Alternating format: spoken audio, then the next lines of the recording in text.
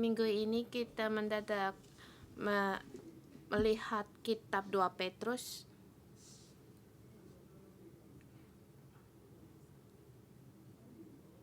karena merasa setelah membahas jangan membunuh, kami ingin agak ringan,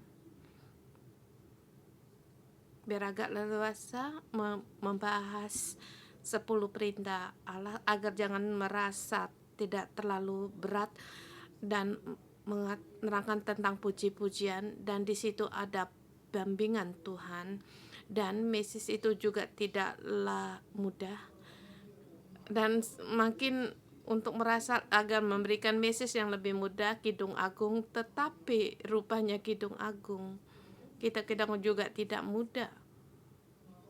Dan bagi kita yang dulu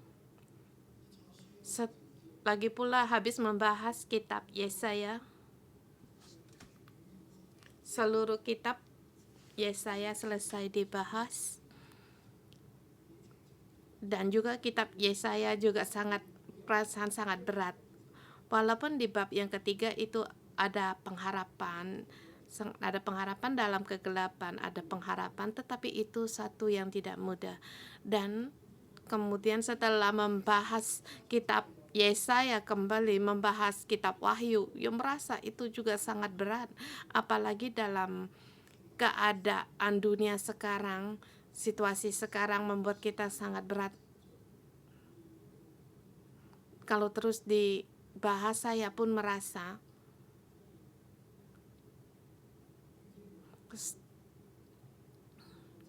saudara-saudari kalau menghadapi pesan yang begitu berat, seperti ingin menjerit, dan kemudian kami merasa jangan begitu, jangan dulu ikut jadwal yang telah ditentukan untuk membahas renungan pagi, kemudian kami mengambil undian. Jadi diundi satu kitab sekali dibahas, yaitu 2 Petrus, surat 2 Petrus. Kemudian saya pun membahas. Tidak masalah, saya percaya segala sesuatu ini ada bimbingan Tuhan.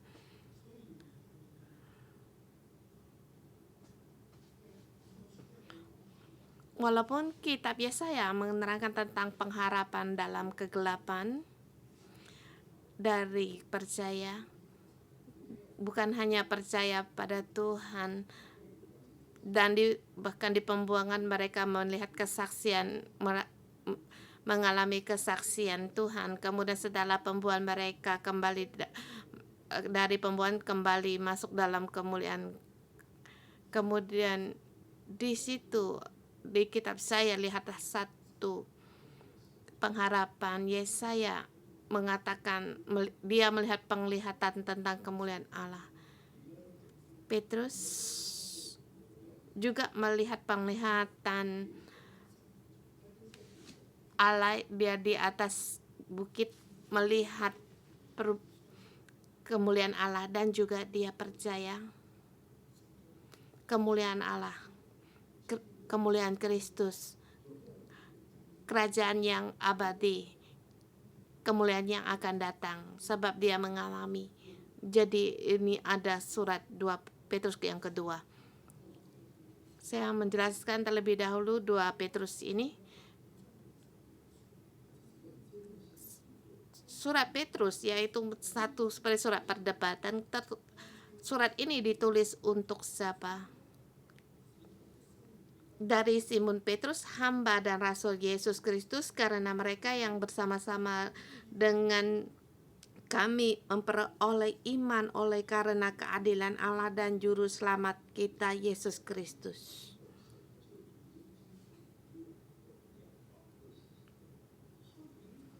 Pembukaan dari kitab surat Petrus ini ditulis oleh Simon Petrus. 3 surat ini isi yang dibahas waktu Petrus masih hidup masalah yang akan terjadi. Di sini yang ditujukan yaitu bagi pengajar yang palsu dan juga pemimpin dan gereja yang bangkit.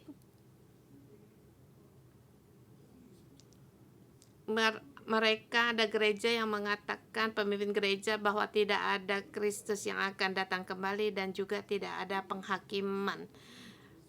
Tetapi pada waktu masa para rasul masih hidup, ini bukan satu masalah.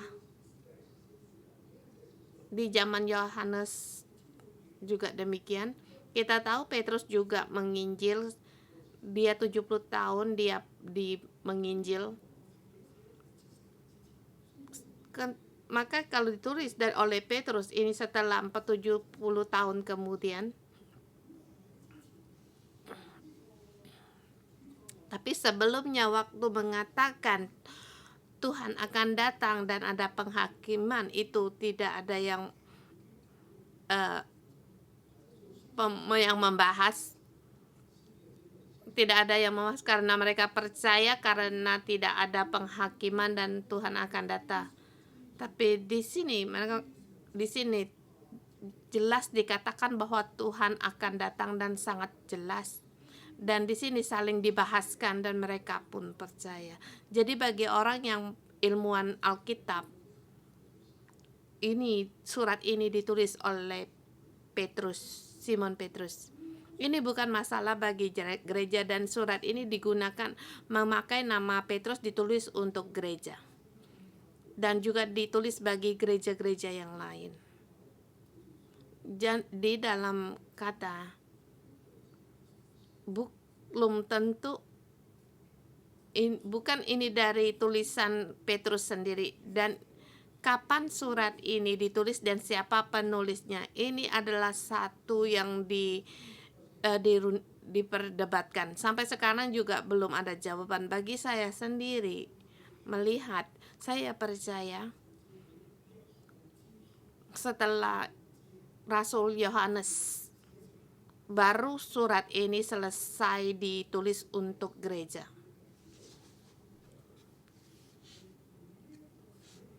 Dan penulis ini sangat mengenal Petrus. Boleh dikatakan Petrus yang para muridnya yang generasi pertama, kedua yang bersama dengan Petrus. Seperti saya sekarang di ibadah kebaktian minggu, kamu melihat pengantin prajurit kristal.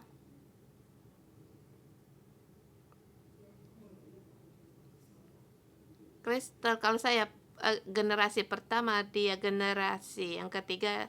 Umur saya dengan dia jaraknya sekitar 30-40 tahun. Jadi kalau kamu dengan demikian menghitung, kamu akan tahu Rasul Petrus dengan para murid-muridnya kira-kira umurnya. Perbedaannya ada sekitar 30-40 tahun. Jadi dikirakan setelah 100 tahun Masehi surat ini. Dan penulis surat ini mendapat izin dari Simon Petrus.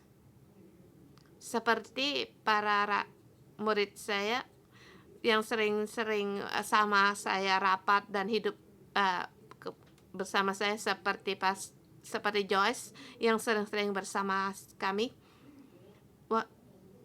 Walaupun saya mengatakan banyak sekali kesaksian, jadi kisah saya hidup 1, 4, 2, 3, 4, 5, sampai 8 sangat jelas. Jadi seperti Pastor Josan, sudah sangat kenal, sekali jelas, dan setiap kali mengatakan kisah saya sangat ada perasaan. Karena ini kesaksian, jadi ada perasaan dengan segi yang berbeda. Jadi para murid-murid ini sangat mengenal Petrus. mengenal akan kesaksian dan pengalamannya dan pengajarannya, dan menghadapi di abad pertama gereja, masalah gereja, tidak ada Tuhan akan datang kembali, tidak ada kerajaan Allah,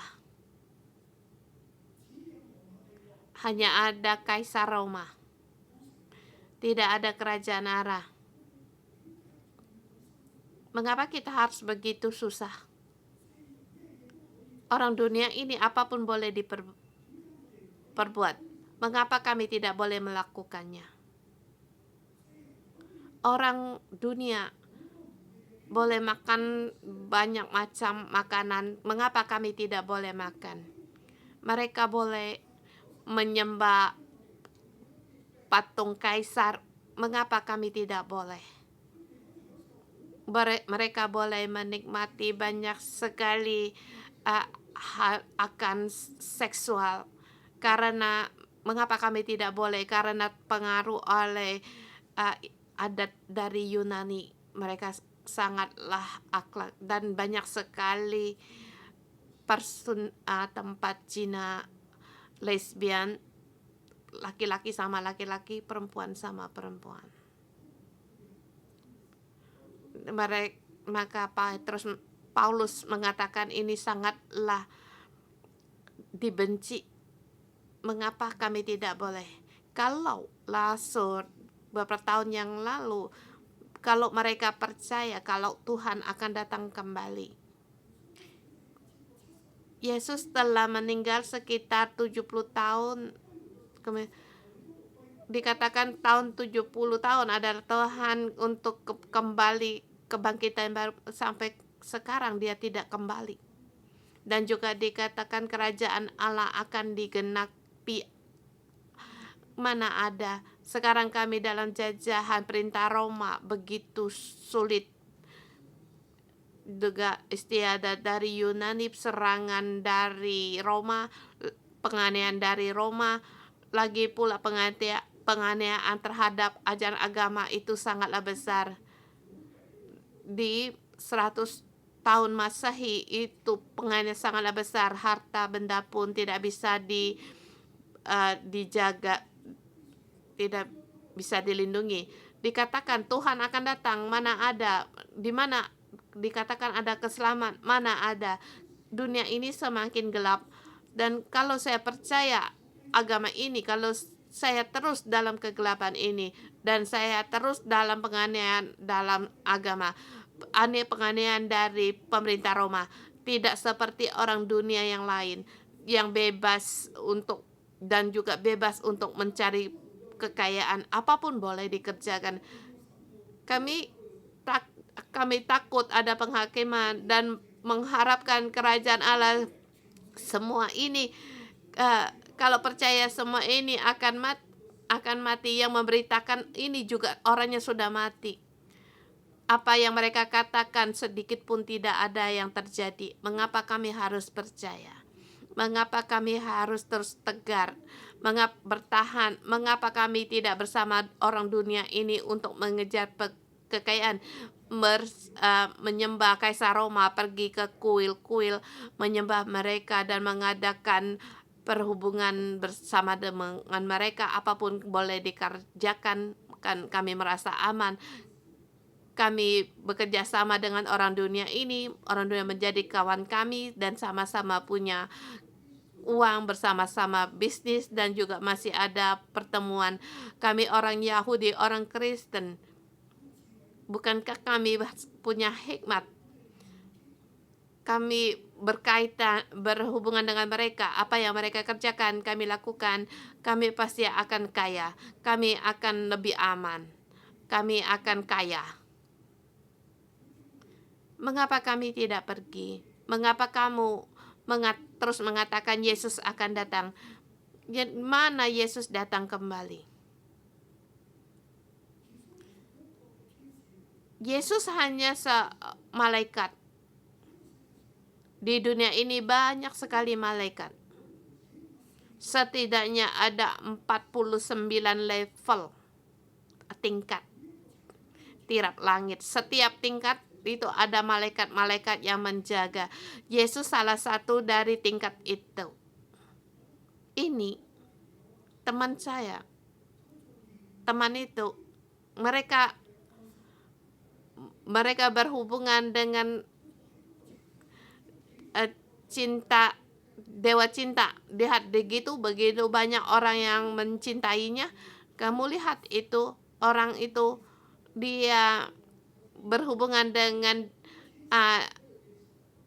malaikat yang kasih sayang kami bersama, berhubungan dengan maka kalau kami bekerja sama, kami pun akan mendapatkan kekuatan dari malaikat itu. Dan kami bisa untuk memelihara nyawa kami, bahkan lebih baik. Banyak sekali malaikat. Kami bersama dan juga mengadakan hubung orang yang menyembah malaikat itu, dan walaupun yang berbeda-beda tingkat-tingkat langit, satu tingkat kekuasaannya lebih kuat dari tingkat yang lain, dan juga orang-orang yang menyembah mereka itu tingkatnya lebih tinggi dari tingkat yang lain. Kami mengerjakan apa yang mereka kerjakan, kami menyembah apa yang malaikat yang mereka sembah, pasti kami punya pengaruh. Bahkan aku bisa mempengaruhi dunia. Mengapa kami harus terus percaya akan kerajaan Allah, percaya Tuhan akan datang, Tuhan akan ada penghakiman? Mengapa aku tidak bersama dengan mereka begitu baik? Setelah gereja 100 tahun Masehi menghadapi masalah-masalah ini, muridnya Petrus bangkit menulis surat Petrus yang kedua. Mungkin kalian tahu apa yang dimaksud dengan tingkat-tingkat itu, yaitu Freemason.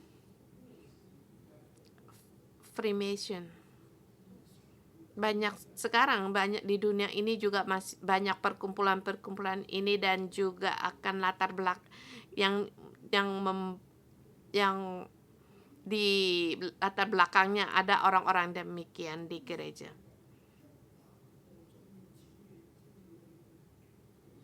Ada sebagian orang mereka di dunia ini, di seluruh dunia, mereka orang yang terkaya, 10 yang terkaya di dunia ini boleh masuk dalam perkumpulan ini.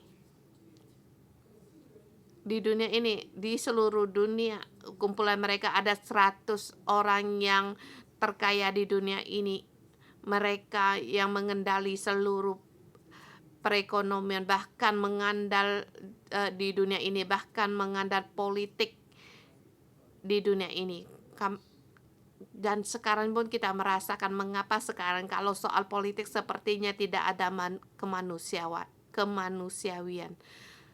Banyak sekali yang kita tidak mengerti. Bahkan kamu melihat politik di Taiwan, kita juga tidak memahami. Karena latar belakang ada orang-orang ini.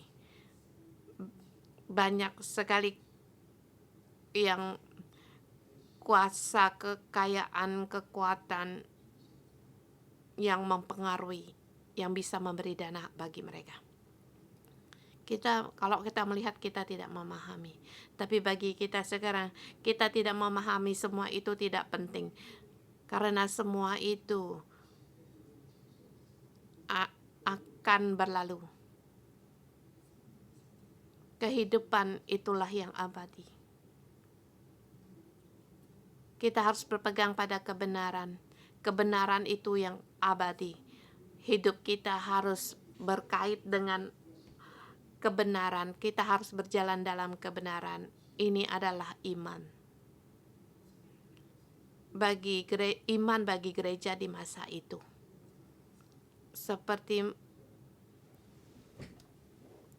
seperti berjudi, beli besar atau beli yang kecil. Yang sebelah ini besar.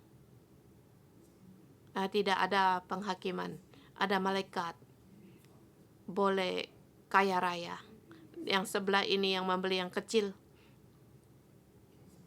ada penghakiman, ada Tuhan akan datang kembali, ada kerajaan Allah, ada yang abadi.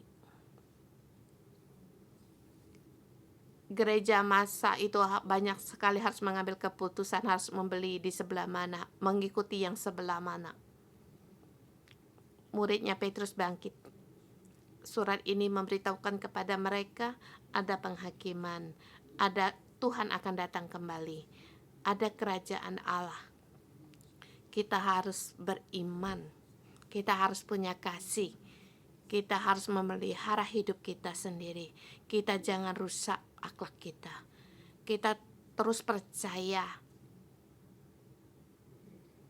dari kitab Perjanjian Lama sampai di kitab Perjanjian Baru yang telah digenapi oleh Yesus yang telah difirmankannya. Ini adalah pendirian bagi kita di dunia ini. Adalah pendirian bagi kita. Kita percaya akan Perjanjian Lama dan kita percaya akan Perjanjian Baru. Kita percaya firman Allah, kita percaya Roh Kudus. Kita percaya walaupun manusia hidup dalam kegelapan, tetapi ada Allah. Allah akan ikut campur, Roh Kudus akan bekerja, dan percaya di dalam Yesus ada damai, ada kasih karunia. Tuhan akan ambil alih dalam hidup kita. Tuhan akan datang.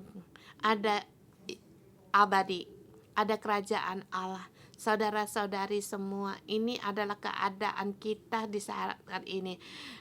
Yang di gereja 611 yang dipercayai, walaupun dalam demonstrasi masyarakat, walaupun dalam situasi yang menegangkan di dunia ini, Tuhan masih ikut campur. Tuhan masih berkuasa. Yesaya berkata demikian Kitab Wahyu berkata demikian, dan juga surat Petrus yang kedua ini demikian juga. Bahkan kita membaca kitab Kidung Agung juga berkata demikian. Ini adalah firman Tuhan. Dan bahkan kita juga mengalami, kita dimanapun mengalami akan anugerah Tuhan, dimanapun mengalami mujizat Allah. Kalau menerangkan ini, Alkitab tidak selesai untuk dibahas. 3 pasal ini mengatakan demikian. Hari ini kita lihat di yang pertama. Percaya Tuhan akan datang kembali. Percaya pasti Tuhan akan datang kembali dan ada penghakiman. Kerajaan Allah akan digenapi. Dan bagi kesimpulan saya, semuanya juga mengatakan semua ini. Kita melihat di ayat pertama dan kita ayat kedua. Kasih karunia dan damai sejahtera melimpahi kamu oleh pengenalan akan Allah dan akan Yesus Tuhan kita. Ada kasih karunia, ada damai sejahtera, anugerah dan damai, ada berkat Tuhan, kebaikan Tuhan, kemurahan Tuhan, salom Tuhan, damai yang dalam, yang abadi, yang selamanya. Karena kita mengenal akan Allah kita dan Tuhan kita, akan melimpah bagi kita. Karena ada Yesus, kita ada kasih karunia dan damai sejahtera terus ditambahkan. Saudara-saudari semua, karena di tahun 2022 yang sekarang kita tinggal, saudara semua, kita pun mengalami apa yang kita dapat dan kasih karunia dan damai sejahtera dan kasih sayang. Apakah apakah merasa gereja kita mendapat yang sangat banyak yang merasa angkat tangan? Ya, memang benar. Di masa demonstrasi, masyarakat banyak sekali gereja menghadapi banyak kesulitan. Para pastor dan jemaat mereka imigrasi. Bahkan ada kerabat saya memberitahu saya bahwa gerejanya mereka telah pergi setengah dari jemaat, bahkan pendetanya pun pergi. Tidak hanya satu orang yang berkata demikian. Dan kita ada kasih karunia dan damai sejahtera.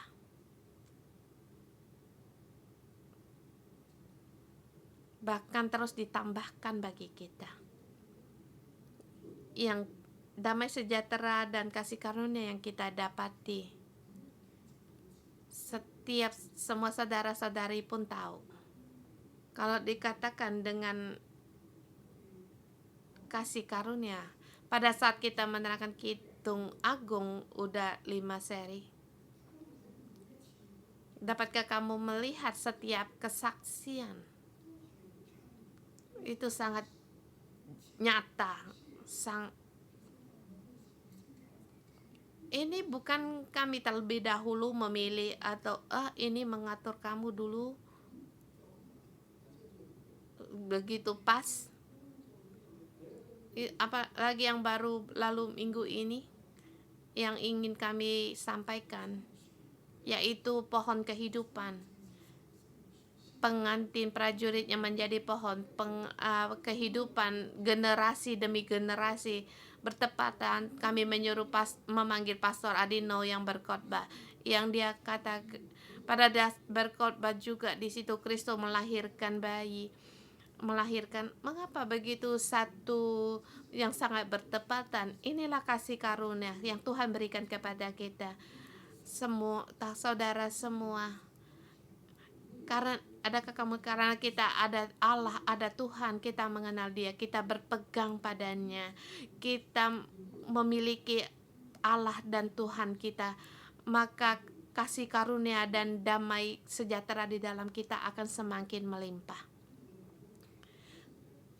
Dan drama minggu kemarin, pohon kehidupan 611, puji Tuhan, yang mendramakan drama ini saya pun tidak mengenal mereka, tapi mereka mengenal mereka. Di dalam roh kami ada kaitan, tapi saya tidak bisa menyebut nama mereka dan saya tidak mengenal mereka. Tetapi mereka bersama dengan kami melayani dan mereka melakukannya sangat baik. Saya melihat mereka sangat tahu akan sejarah kami dan apa yang kami alami semua. Bagi mereka saya bersyukur pada Tuhan pada saat melihat drama itu. Saya melihat bagaimana Tuhan melimpahkan kasih karunia dan damai sejahtera bagi 611. Memang ada kegelapan, ya serangan di North Point, di Ferry North Point. Ada yang mengusir para pemilik gedung mengusir kami, tidak lagi menyewa pada kami karena mereka juga mendapatkan kritik bahwa di dermaga daerah situ tidak boleh ada mendirikan gereja, maka mereka mengusir kami. Dikatakan pemerintah menyuruh kami yang pergi. Saya bertanya ada dokumennya enggak, tapi dia bilang tidak boleh diperlihatkan pada kami. Tapi saya bersyukur pada Tuhan, terima kasih. Kalau kami terus bertahan di North Point, kami tidak bisa berkembang biak sampai sekarang. Bahkan orang jahat pun dipakai oleh Tuhan. Tuhan yang berkuasa atas segalanya. Inilah segala sesuatu kasih karunia Tuhan dan damai sejahtera Tuhan yang diberikan pada kami. Karena kami terus mengikuti Tuhan, berpegang pada Tuhan, maka kasih karunia dan damai sejahtera semakin melimpah. Di yang kedua ayat 3 sampai dengan 11. Panggilan, ada bagian dalam panggilan dan pilihan Allah masuk dalam kerajaan yang abadi. Kita dalam proses ini Kita setiap hari di dalam hidup kita harus ada bagian dalam panggilan Tuhan.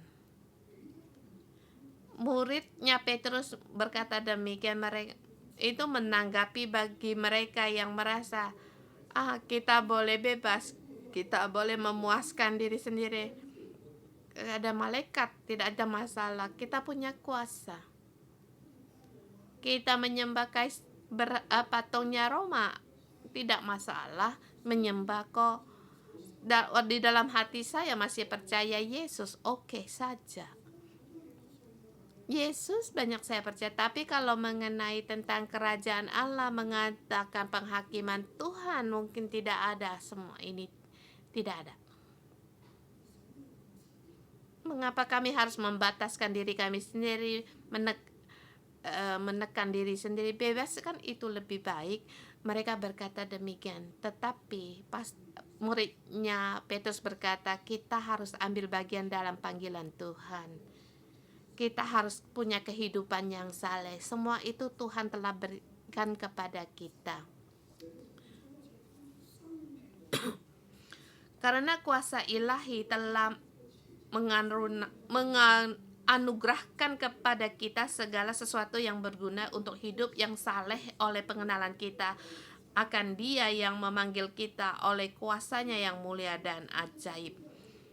Kemuliaan Allah memanggil kita untuk apa? Yaitu memanggil kita dari ikatan dunia ini, keluar dari perbudakan dunia, keluar dari yang jahat, masuk dalam kemuliaan dan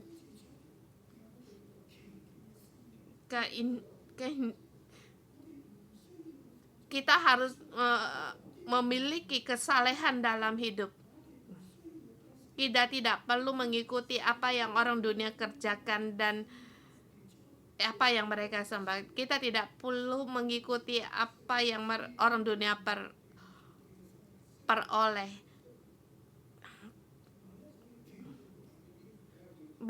Yang kita perlukan hanya Tuhan yang menganugerahkan kepada kita apa yang berguna untuk hidup dalam yang saleh dan juga lepas dari akan kejahatan dunia ini. Ambil bagian dalam panggilan Tuhan.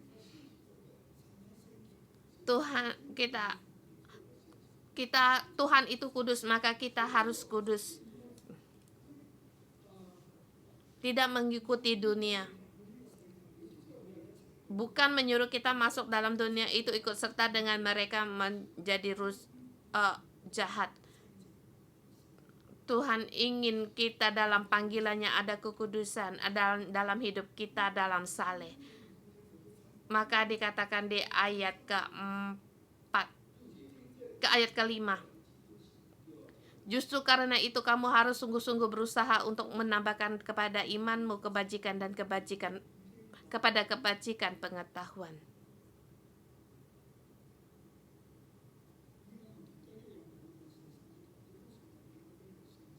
Surat ini diberikan kepada orang yang beriman, yang percaya pada dalam Kristus dan Allah. Kita punya iman. Iman ini adalah pemberian dari Tuhan. Ini adalah satu janji. Kita diselamatkan karena itu adalah dari janji, dimulai dari iman. Selain iman, juga kita harus disertai dengan perbuatan. Kemenangan ini agar kamu menjadi seorang mens seperti manusia, supaya kamu boleh agar kamu mendapatkan keselamatan bagaimana manusia yang diselamatkan dengan iman. Kamu lihat di Kidung Agung, Tuhan memanggil kita menjadi orang dengan panggilan yang indah, yang sempurna, memanggil kita seperti merpati. Dan ditambah kepada pengetahuan dan penguasaan diri, dan penguasaan diri harus keturunan dan kesalehan, kasih saudara dan Dan juga di situ harus ada dengan pengesuhan diri. Lagi pula harus ada kesalehan kasih. Dan juga kasih akan saudara-saudari dan sesama orang. Dari iman sampai dengan kasih. Adakah kamu melihat pada saat kita membahas Kidung Agung yang ketiga, peperangan prajurit pengantin kesaksian Pastor Ruby di seri yang ketiga Kidung Agung, dengan susah payah menghadapi serangan dari musuh, bagaimana dia menang, Tuhan melindungi dia sendiri juga harus bangkit menghadapi peperangan. Imannya dan juga kasihnya kepada Tuhan, kasihnya yang tidak berubah, kasihnya yang membawa akan semangat dan kasihnya kepada cintanya kepada kekasih dan imannya kepada kekasihnya. Dan kita melihat kitab Petrus ini juga, dia dilihatkan dari iman sampai kasih, mengasihi akan sesamanya. Kasih sesama itu menjadi being bagi kita dan terus semakin meningkat. Dan juga kita bisa melihat beberapa tahun yang lalu kita ada dua lagi akan inti, harga inti dikatakan di yang ke-10, ada pengandalan diri, ada kebebasan, ada pengandalan diri, ada kebebasan, ada pengandalan diri, ya agar hidup kita pun bisa ada penguasaan diri dan punya kebebasan yang benar, yang sesungguhnya. Kebebasan dengan maksud bukan dengan bebas untuk melakukan dengan apa yang kita inginkan dengan bebas. Tidak, maksudnya bukan demikian. Kita jangan mengikuti dunia ini. Kita bisa untuk tidak mengikuti uang. Kita bisa untuk tidak mengikuti akan kekuasaan. Itu yang kebebasan itu yang terus bertahan dalam kebenaran. Kebebasan ini ada kasih, ada kepercayaan, mengasihi akan sesama, mengasihi akan saudara. Bukan hanya kita mengasihi Allah, tetapi juga kita harus mengasihi sesama. Demikian juga saya dan Simo dan juga para saudara-saudari. Kami bukan tidak punya kelemahan, tetapi karakter kami percaya bahwa Tuhan itu kasih. Demikian juga kami dengan kasih mengembala. Saya harus cepat lagi. Di ayat ke-11.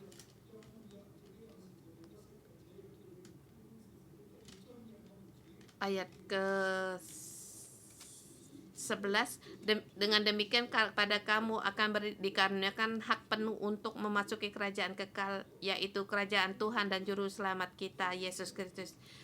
Sub yang ketiga di 13 sampai terakhir, kerajaan Allah pasti akan digenapi.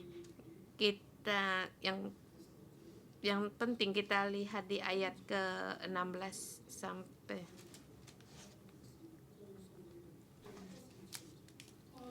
sebab kami tidak mengikuti dongeng-dongeng isapan jempol manusia ketika kami memberitahukan kepadamu kuasa dan kedatangan Tuhan kita Yesus Kristus sebagai Raja. Tetapi kami adalah saksi mata dari kebesarannya. Demikian dia menggunakan kata Petrus, menggunakan kesaksian Petrus yang berkata orang-orang yang berkata bahwa tidak ada kedatangan Tuhan lagi. Tuhan Yesus hanya omongan dari mereka. Mereka tidak ada, Tuhan akan datang, tidak ada penghakiman. Kamu merasa itu ada, tetapi sesungguhnya itu ada omongan dari dongeng-dongeng dari para rasul yang mereka pikirkan sendiri. Sorry.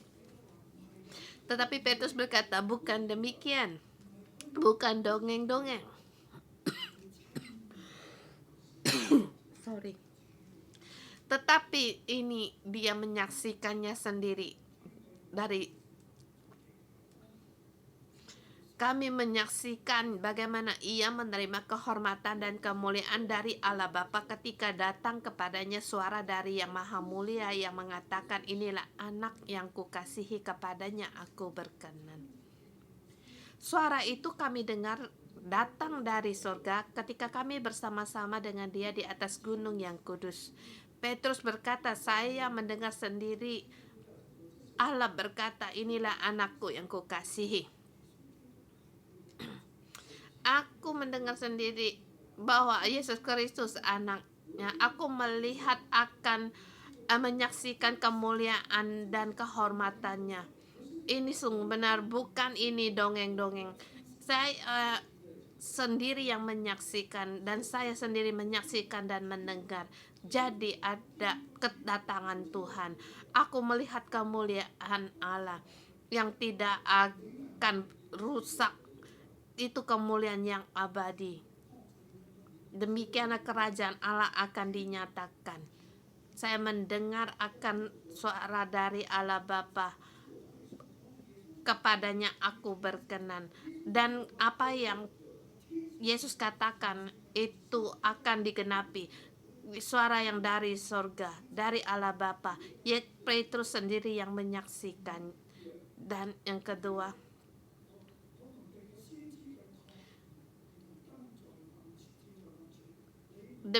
dengan demikian kami makin diteguh oleh firman yang telah disampaikan oleh para nabi. Alangkah baiknya kalau kamu memperhatikan sama seperti memperhatikan pelita yang bercahaya di tempat yang gelap, seperti fajar menyingsing dan bintang timur terbit bersinar di dalam hatimu. Ayat 1 pasal 1 ayat 19 itu ada satu yang pikir, kalau secara akal banyak sekali yang bisa didebatkan. Apa yang dimaksud dengan pelita yang bercahaya, fajar dan bintang timur ini yang bersinar? Bagi saya dalam pemahaman ini, dan bagi saya yang mengalami, Petrus akan berkata apa yang dikatakan dalam perjanjian lama,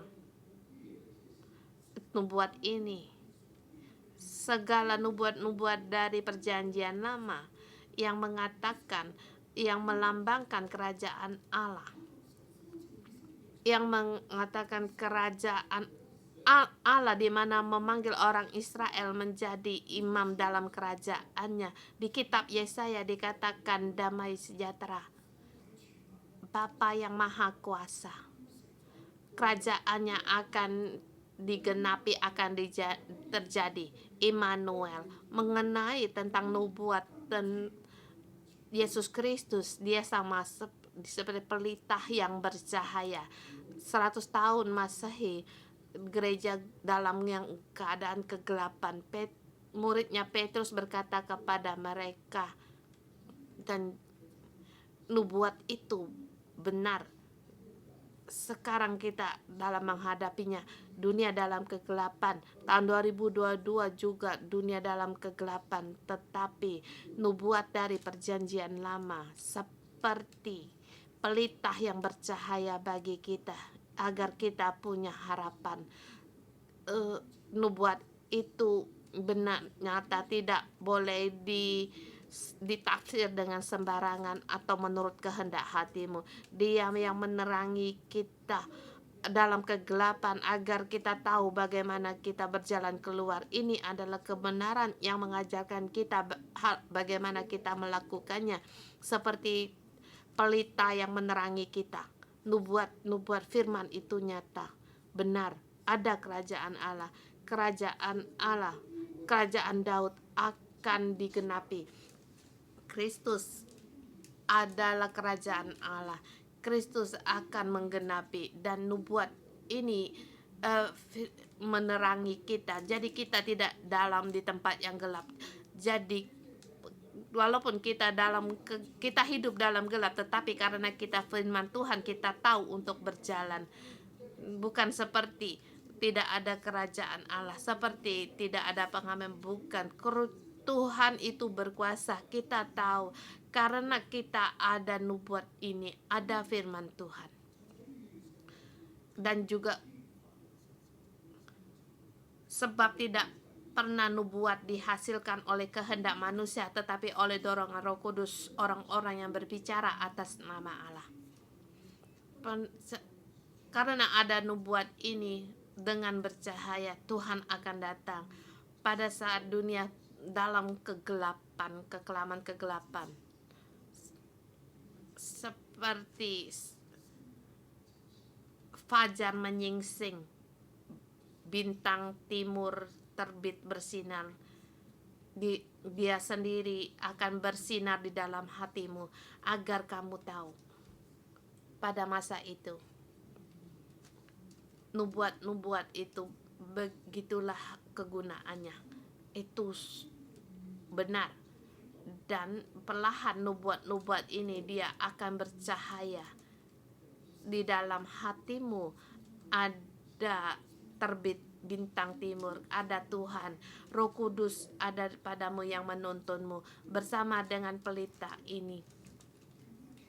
Bahkan kamu akan melihat akan perasaan dalam hatimu, Kristus yang akan dinyatakan di dalam hatimu dan akan mengajarmu. Tuhan akan segera datang. Saudara semua, kita di dunia ini, Tuhan akan segera datang. Kita lihat setiap minggu Tuhan begitu menyertai kita. Aku tidak tahu minggu ini apa yang akan terjadi, tetapi saya tahu Tuhan menyertaiku, Tuhan menuntunku. Dan saudara semua, setiap minggu mengalami akan hadirat Tuhan. Kita melihat akan fajar menyingsing yang ada di dalam hati, di dalam gereja kita. Semua ini memberitahukan kepada kita janganlah mengikuti dunia. Kita janganlah mengikuti dunia ini. Jangan orang takut, kita takut. Kita harus melihat nubuat itu seperti bercahaya. Kita walaupun dunia makin gelap, tetapi kita tahu bahwa Tuhan ada di dalam kita dan berfirman kepada kita. Semua ini kalian pun mendengar dan melihat semua ini. Kita semua mengalami, kita bersyukur pada Tuhan. Yaitu kita harus terus percaya pada Tuhan. Yesus akan segera datang. Yesus Kristus. Kita harus menebarkan, menanam. Tuhan akan menyertai kita. Amin. Kiranya Tuhan memberkati kita. Saudara semua yang di online, mari kita bersama memuji Allah kita, Tuhan Allah Raja kita yang akan segera datang.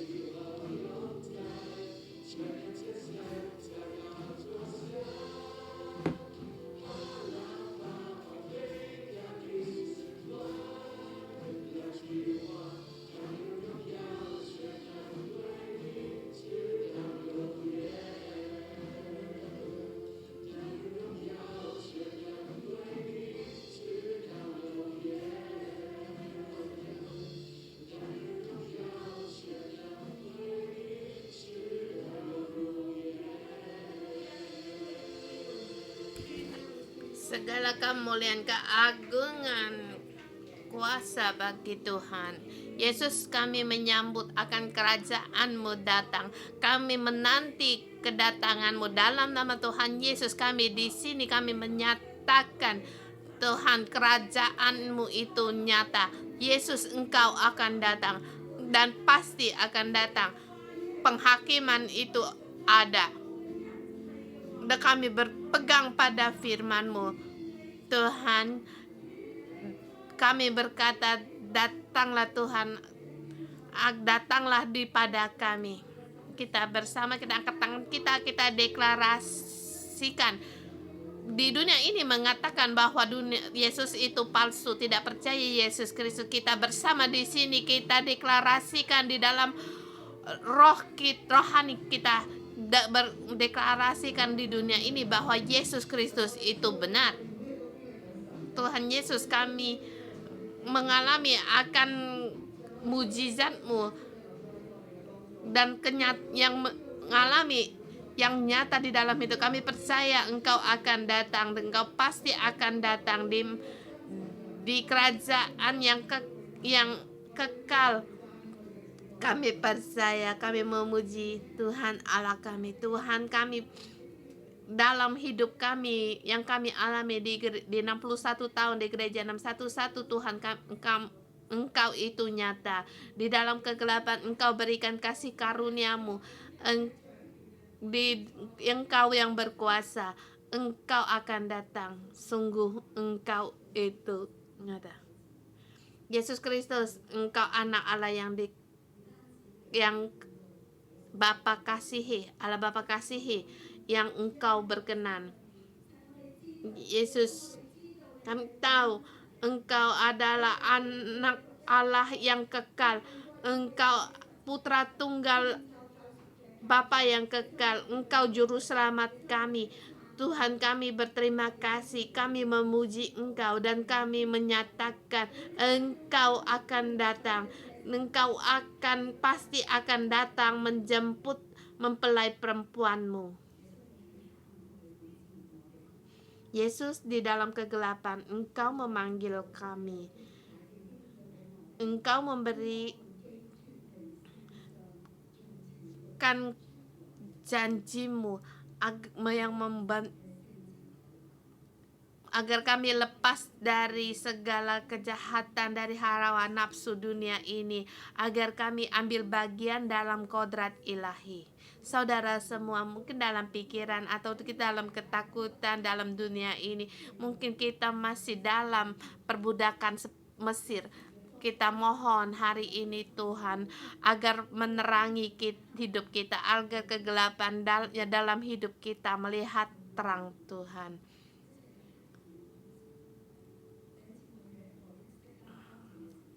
Saudara semua, di saat teduh, mohon Roh Kudus untuk menuntun kita agar bintang timur fajar menyingsing di dalam hati kita, yang menerangi dalam hidup kita, hidup apa yang tidak baik dalam hidup kita. Mohon Roh Kudus. Roh Kudus, Engkau berfirman kepada kami. Kami percaya akan Engkau. Yes, Roh Kudus.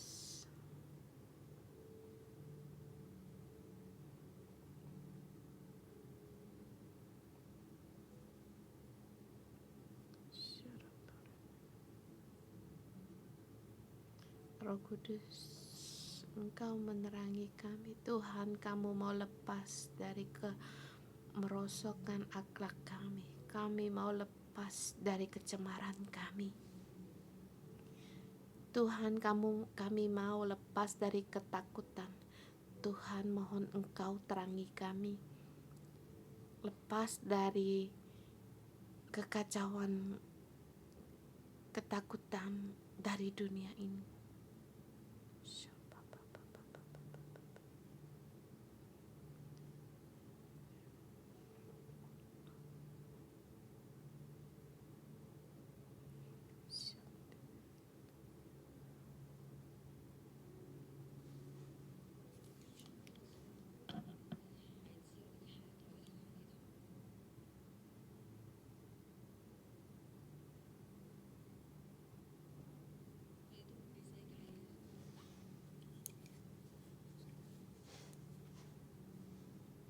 Roh Kudus, mohon Engkau menolong kami.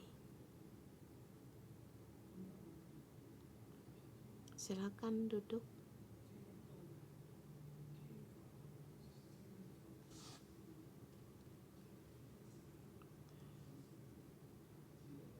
Perhatikan seperti memperlihatkan pelita yang bercahaya di tempat yang gelap sampai fajar menyingsing dan bintang timur terbit bersinar di dalam hatimu.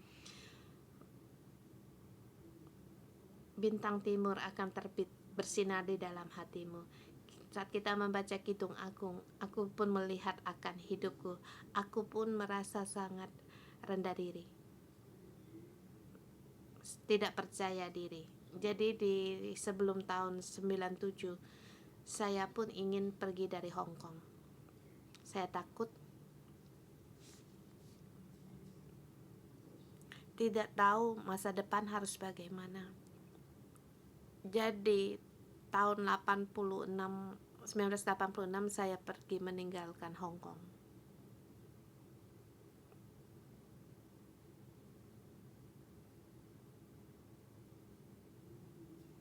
Sampai tahun 2000.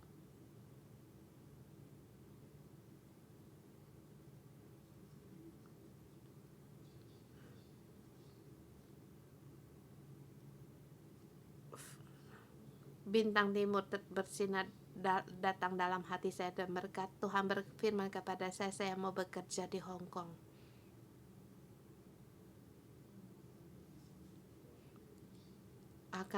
Tuhan akan melaksanakan sesuatu di Hong Kong menurut pikiran saya sendiri. Di Amerika itu sangat baik, tetapi Tuhan menyuruh saya kembali ke Hong Kong. Saya kembali di tahun 2001, saya kembali ke Hong Kong. Sampai sekarang tahun 2022, 21 tahun lebih. Tuhan selalu berfirman dengan saya. Bahkan firman-Nya semakin kuat. Kamu melihat saya membahas renungan pagi atau kebaktian, kamu pun bisa merasakan firman Tuhan itu sangat nyata yang dinyatakan dalam hidup saya, baik di renungan doa pagi maupun di kebaktian, ibadah kebaktian. Banyak sekali penglihatan yang baru dan sangat nyata. Saya sendiri juga sampai tercengang. Saya tahu Tuhan memberikan firman-Nya bagiku yang memimpin kita untuk bersama melewati dalam kegelapan ini. Di dalam kegelapan, firman Tuhan itu bercahaya. Bukan hanya firman Tuhan dan pengalaman kita. Banyak sekali yang dialami. Sungguh mengalami, kalau kita bicarakan orang tidak percaya. Bagi gereja yang bukan Pastor Joshua, kamu terlalu membesar-besarkan. Saya pernah di luar untuk mengajar dan muridnya berkata kesaksian gereja 611 itu dibesar-besarkan. Begitu menantang saya. Sesungguhnya mereka tidak percaya. Tetapi apa yang kami katakan itu yang benar kita alami sendiri. Dan sampai di sini Allah banyak sekali memberikan kasih karunia dan damai sejahtera bagi kami. Baik dalam masyarakat, dalam menghadapi apapun, kita masih ada karunia dan damai dari Tuhan. Saya percaya ini adalah bintang timur yang dalam hati saya. Mujizat-mujizat ini memang banyak.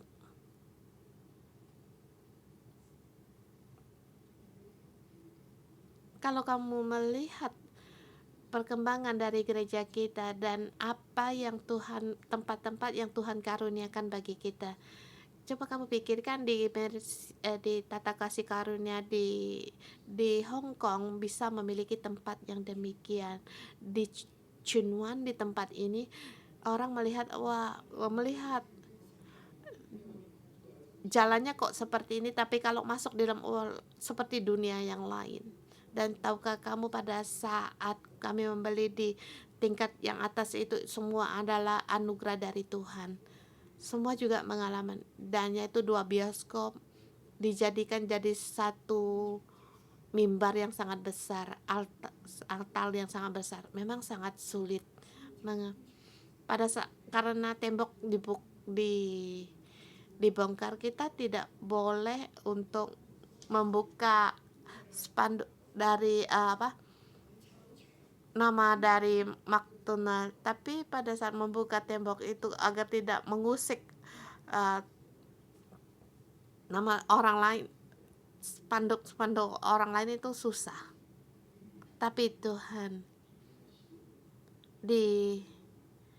Tuhan juga memberikan dari tingkat yang diberikan dari atap bioskop itu ditinggikan dari 1 meter. Jadi kami sangat terpikir, kami berkata kepada bangunan ini, departemen bangunan ini bilang boleh ini satu mujizat. Jadi saya saat duduk di Mercy itu di tata kasih karunia, saya sangat merasa sekali bersyukur karena kasih karunia Tuhan dan damai sejahtera Tuhan semakin melimpah di dalam hidup aku. Ini adalah yang aku alami, dan juga kalian di dalam ada bagiannya, di dalam ini juga ada bagiannya, dan juga di dalam renungan doa pagi ini kita harus kuat menguatkan dalam pengalaman ini. Saya berkata demikian agar membuka pikiranmu bagaimana bintang timur yang bercahaya di dalam hatimu. Yang kamu alami, masalah yang kamu alami itu sungguh banyak. Dan minggu ini mengapa Kristal pada saat dia positif kena konflik, dia anaknya orang pembantunya dia melahirkan. Mengapa kita mengatakan temanya juga mengatakan prajurit pengantin? Satu yang sangat bertepatan sekali. Sangat aneh. Ya, memang demikian, bertepatan sekali. Inilah Tuhan yang menyatakannya dirinya di dalam hidup kita dan berfirman kepada kita. Kalian memang prajurit pengantin. Pohon kehidupan generasi demi generasi akan diteruskan. Walaupun dunia bagaimana gelap, kamu adalah pohon kehidupan. 52 tahun penanaman pohon kehidupan itu bisa, sanggup. Aku akan terus dan aku ada di sini. Kamu jangan takut. Tuhan berfirman, aku ada di sini, tidak perlu takut. Aku akan menuntunmu. Dan ini yang aku terima. Apa yang kamu terima?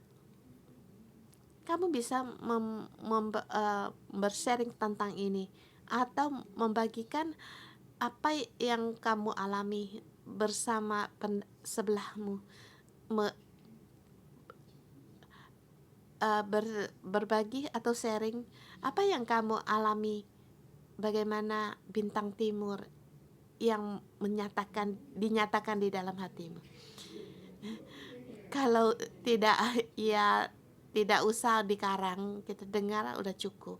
Boleh sharing sekarang kalau ada teman yang di sebelahmu, bagaimana karya Tuhan yang berkarya di dalam hidupmu.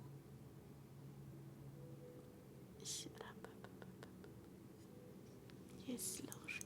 Thank you.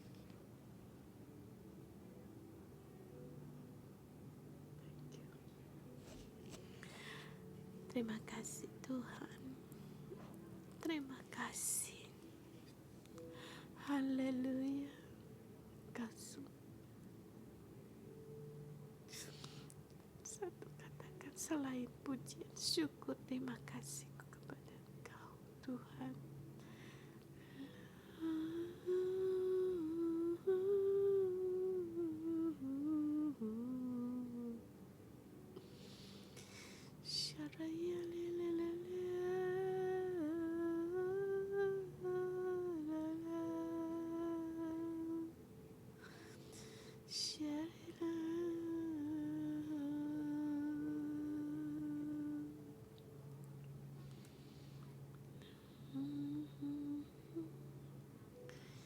Syarabagadidisi.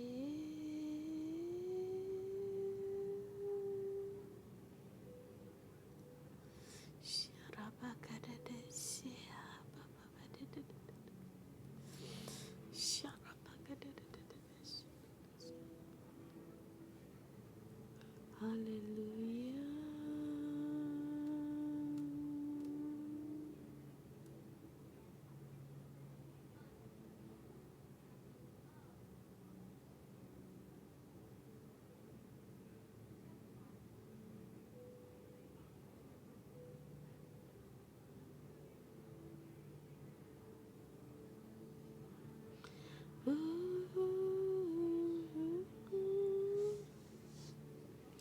Así 一贯跟随他，不再黑暗。他习惯，他是世界，你一贯跟随他，要带着生命的光。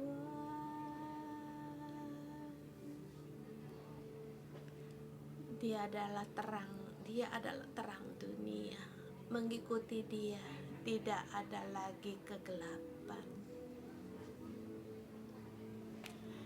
Ta sĩ quan, ta sĩ đi quan cần xoay tha, tạo ta chất sebiquang. Mari kita bangkit bersama. Saudara-saudari semua, kerajaan Allah itu nyata dan Kristus akan datang kembali. Tuhan telah memberi kita kasih karunia dan damai sejahtera dengan melimpah. Kita harus seperti muridnya Petrus bersama saudara-saudari kita bersama memberikan kesaksian, kita bersama mengikuti Tuhan, kita bersama masuk dalam kerajaan Allah yang kekal. Dalam kodrat ilahi kita ada bagian. Mari kita nyanyi bersama lagu ini agar Tuhan menerangi hidup kita. Kan sudah pusai hayam, kasih kuat.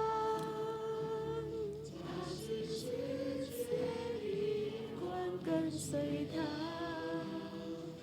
叫得这生命的光，他是光，他是世界的光，跟随他，不再黑暗，他是光，他是世界的光。跟随他，要得着生命的光。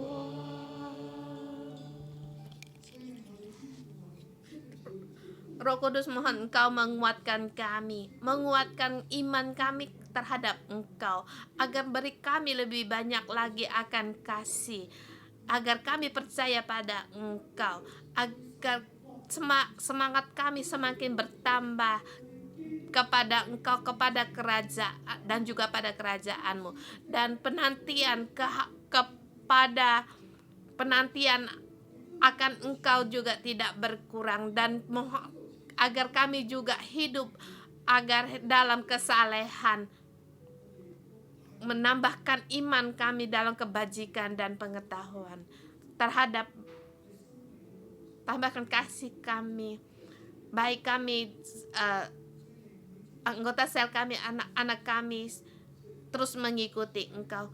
Tuhan, berilah kasih dan iman kami dalam mengikuti Engkau, dan berilah lebih banyak lagi kebebasan yang dalam kebenaran, bukan kebebasan untuk memuaskan diri sendiri. Beri kami ada pengendalian, beri kami ada kasih, ada kepercayaan untuk mendirikan pohon kehidupan ini.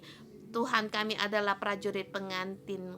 Kami mau hidup, kami mau menjadi pohon kehidupan.